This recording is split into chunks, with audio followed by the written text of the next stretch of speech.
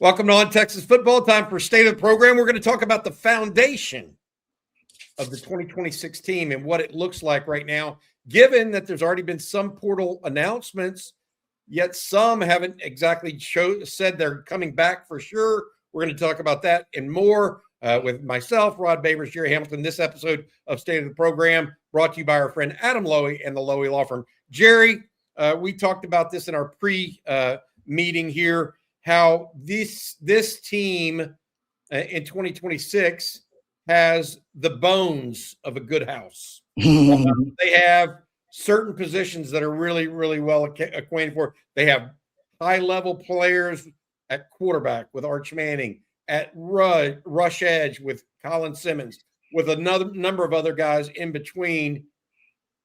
Is this – we say Texas is going to be all in for 2026.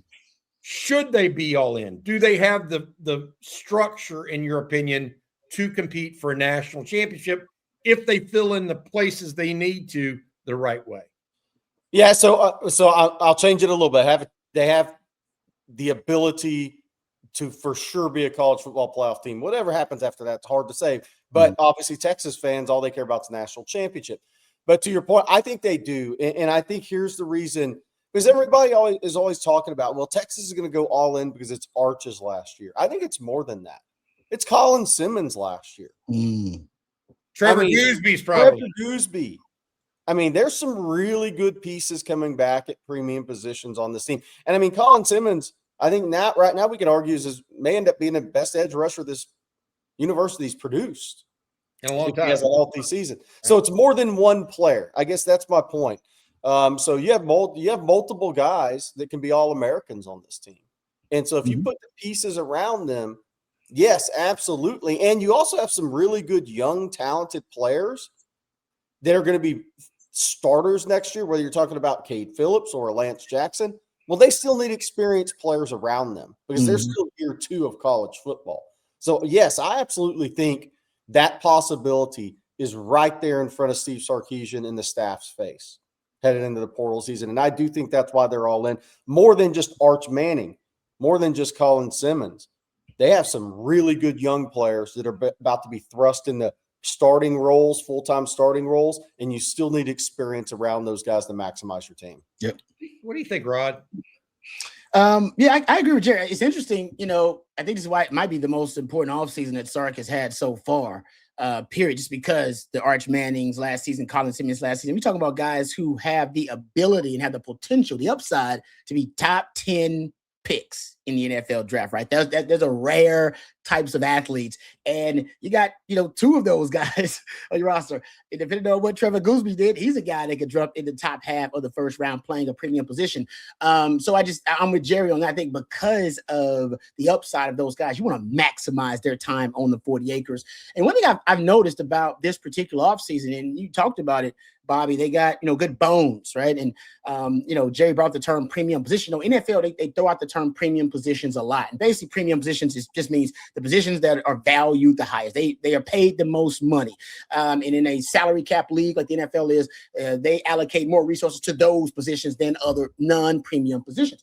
And I'm not going to say Texas is copying the NFL model, but we know Sark oftentimes will say, hey, we look to the NFL because they figured out a lot of these issues. They solved a lot of these problems. So we know Sark looks to the NFL for inspiration. And you go look at Texas roster, to your point, Bobby, those premium positions, they're in a good place, like a really good place. They seem to have almost stockpiled those premium positions, prioritizing them. Quarterback, look at you. You got Arch. You got Bell, you got KJ Lacey, wide receiver. Obviously, DeAndre Moore going to the NFL draft hurts a little bit, but you got some young talent. Emmett Mosley, Ryan Wingo, who's an all SEC caliber player, Parker Livingston. So young, that was probably the best position overall on your offense this past season. You look at left tackle, if Goosby comes back, something tells me they're going to prioritize trying to bring him back because they're big on emphasizing prioritizing premium positions. You look at tackle with Baker, you're in a good position there. You look at cornerback as a youth movement, a young Cade Phillips, young Grayson Littleton, in a really good position there. You got to find another one, but still, for the most part,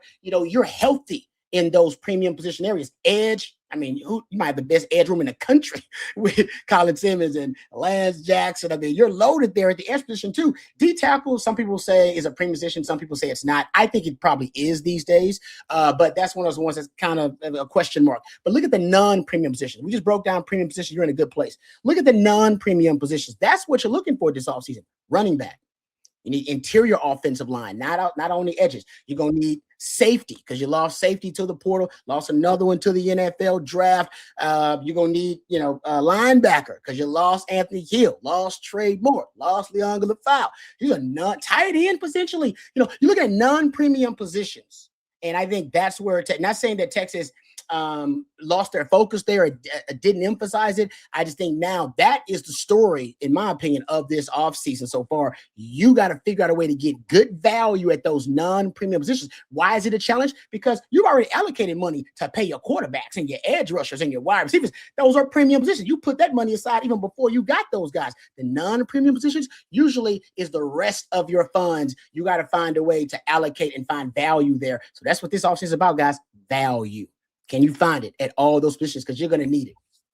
And I want to say this, while Texas is operating in a rev share compliant organization, there's also money outside of that rev share where Texas, if they do it right, could actually hit it big at some of those positions.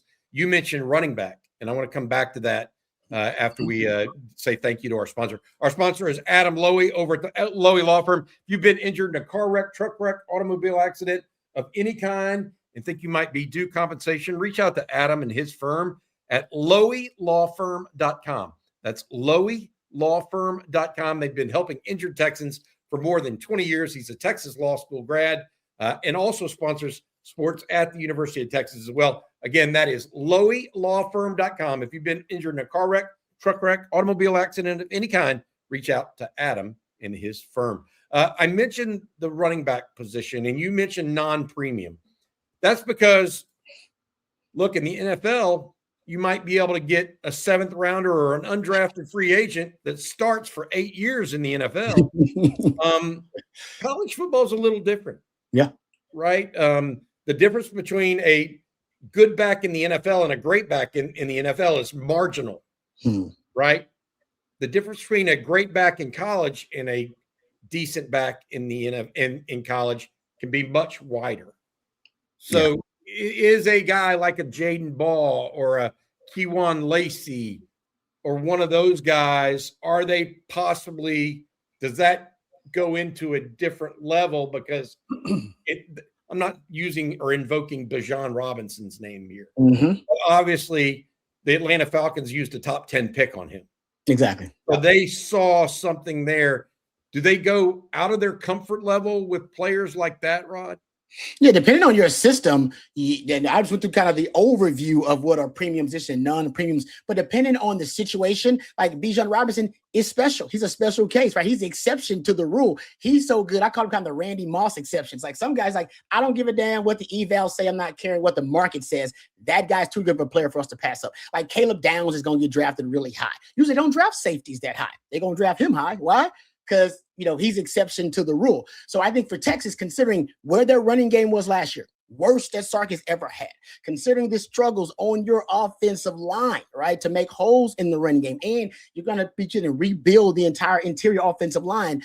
Because of that, I would say, and you're going all in on Arch, right? You want to give Arch more support. I would say for Texas, that running back position becomes more premium. There's more of a premium on that running back position because you need it. Like you said, Bobby, you don't necessarily have proven commodities there. Depending on what happens with Trey Wisner, because your running game was so poor last season, you need to juice it up. You need to rebuild it. So yes, for Texas, running back should be more of a priority. And I think in the NFL, the reason running back is one of those positions that's considered non-premium because everybody prioritizes quarterback. So your quarterback is kind of the identity and the infrastructure of the offense, and running back is more something you supplement the offense with. But in college, not everybody can have an elite quarterback, right? In the NFL, they're paying for it. It's only 32 of those guys. But in college, not everybody has an elite quarterback or a really good one. So you do need a more well-rounded offensive recipe. So yes, you need the run game. So I'm with you, Bobby. Texas needs to prioritize the run game. Can I add one thing to that? I think in the SEC, it's actually a premium plus position. Oh, I like that. Because it's a physical line of scrimmage league. Look at what Kejuan Lacey did for Ole Miss this year. And now think, because we always talk about Texas, let's bring Oklahoma into the conversation. If you put Ahmad Hardy on Texas or Oklahoma this year, how does that change their team? If the you put Missouri running back you're talking about, yeah. It's almost premium plus in the SEC. I like that. In the Big 12, especially if you don't have it. But Right. I want to say this: it's almost like an accepted rule, right? That you have that power run guy in the SEC. So when you don't, you're exposed. Yeah. And Texas thought that was CJ Baxter, by the way, just throwing it out there. Just so I'm not saying they're totally responsible. They thought it was going to be Baxter. It was not. It's not Gibson either. The problem in the SEC is if you don't at least have the threat of it, that's a pin your ears back on your quarterback league. Yep. Yeah. What happened to Arch? He could be a premium plus and have 750 yards. Yeah. And it benefits your team with 3 wins. Mm-hmm. It's good, Jerry. It's a good point. I would add this as it relates to the portal in that position. I'm not so sure that they don't need to. And a lot will depend on Trey Wisner. Yeah. I mean, I would hate for, and I think people mistake this when we talk about Trey Wisner and we talk about other players like a Kejuan Lacey or a Jaden Ball or whoever Texas might go after, right? Or sign. They get the mistaken thought that, oh, well, there's not room for Trey Wisner now. And that nothing can be further from the case, because what you guys are talking about is 2 different types of running backs that fill 2 different types of holes. Yep. And it makes me, and what I try to explain is they rotate guys at defensive end and linebacker and defensive tackle regularly. Pete Kwiatkowski has done that. They've tried to do that at running back. They didn't get a chance to this year, really, because they didn't have a number 2. I mean, Cedric Baxter just wasn't there, and James Simon may or may not have been ready. The other guys may or may not have been good enough. And so I think that there's still that spot for Trey Wisner to get his touches, to get his ability, because he's not just good in the outside zone. He's good in the passing game. Yeah. Really turns a lot of short passes into first down. So I don't want to go too much into running back, because there's some other pieces to this. This game coming up against Michigan, there are 7 defensive starters out. And I want to talk about this as it relates to the portal and y'all talking about players coming into their own or coming of age, maturing, right? Yeah. 7 defensive starters out. Almost all of those guys, Tyanthony Smith, Brad Spence at linebacker. Who's going to start? And they're in place of Tyanthony Hill, Leonga Lafau, and Trey Moore, right? Who's going to start? Lance Jackson is going to start over Ethan Burke, most likely, right? So he's coming in. Then you look at the secondary. Who's going to start in front of Malik Muhammad? Well, it probably Cade Phillips, but Jalen Gilbo's also out. So is that Kobe Black? Is that Warren Roberson? You look at safety, Michael Taft gone. Is that Xavier Filsami? I mean, it's time for some guys on that side of the ball to grow up. And I think that by the end of this 2-week or 3-week period where they're going through bowl practices, the Texas coaches will likely have a better feel for exactly what they need in the board. Not that they don't already have an idea on defense, but they will have a firm grasp. No, we can't go into this season without another corner. We can't go into the season without another safety. Or can they? You know, they'll get a feel on Williams and guys like that. Do you think, Rod, I'll start with you. Do you think they're pushing in that direction on defense, given the opportunity that this kind of game affords them? Yeah, I the youth movement, we've talked about it at the end of last season. I think now they're about to go overdrive into that youth movement just because of the exodus, right, of talent and guys opting out of the bowl game. I got faith in some of these guys that they've played enough during the season and that they'd increase their snaps toward the end of the season that I think you'll see those guys come of age at the right time for Texas. Lance Jackson's one of those guys. I just think Lance Jackson is a stud. He's playing the Ohio State game. We forget he played he'd already earned playing time with the starters in the Ohio State game last year. So that's how much trust the coaches have in him. He's going to be a stud.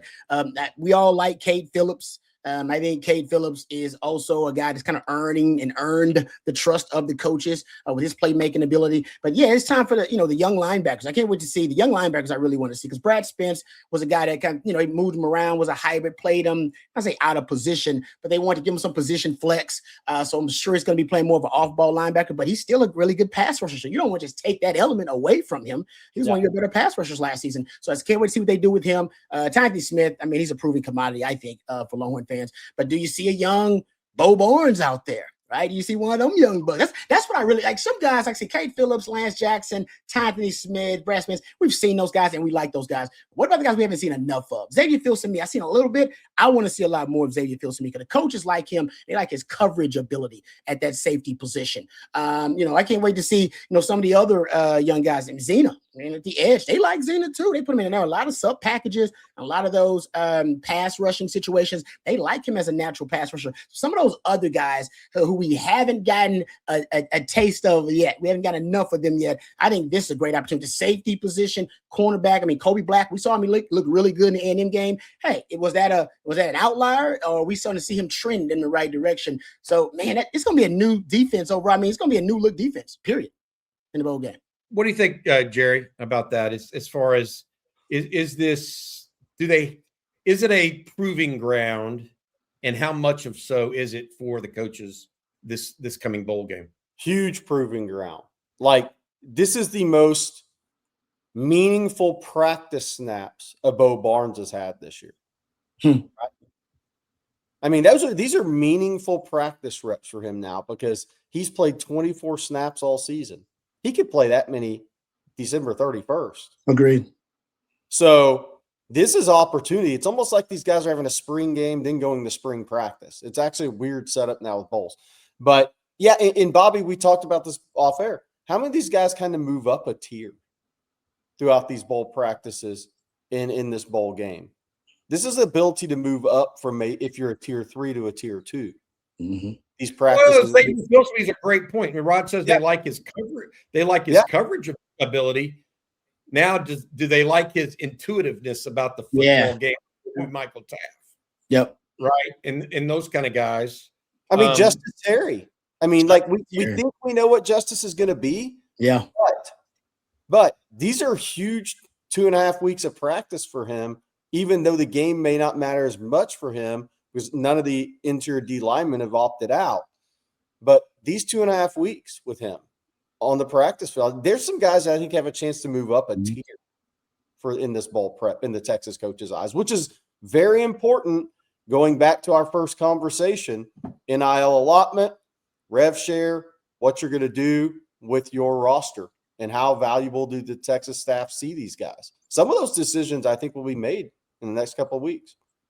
One of the guys one of the guys we talked about this morning on Coffee and Football, a guy that improved throughout the year with Tony Hills, Rod, was Brandon Baker. Yeah, that's good.